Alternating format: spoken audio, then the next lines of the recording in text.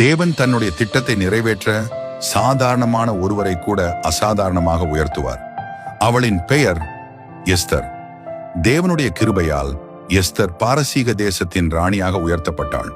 அவள் அறியாத போதும் தேவனின் திட்டம் ஆரம்பமாகி இருந்தது. அதே நேரத்தில் துன்மார்க்கன் ஹாமான் தேவனுடைய ஜனங்களை அழிக்க சதித்திட்டம் செய்தான்.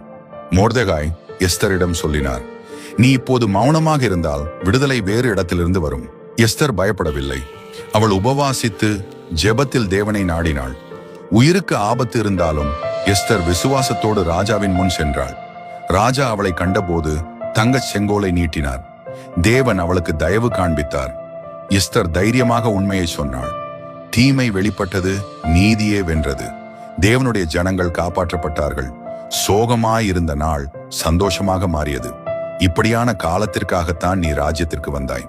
எஸ்தர் 4:14. தேவன் இன்னும் தன்னுடைய ஜனங்களை காக்கிறார். கர்த்தாவே, எஸ்தருக்கு கொடுத்த தைரியத்தை எங்களுக்கும் தாரும். எங்கள் வாழ்க்கையிலும் உமது திட்டம் நிறைவேறட்டும். God bless you and your family. Amen.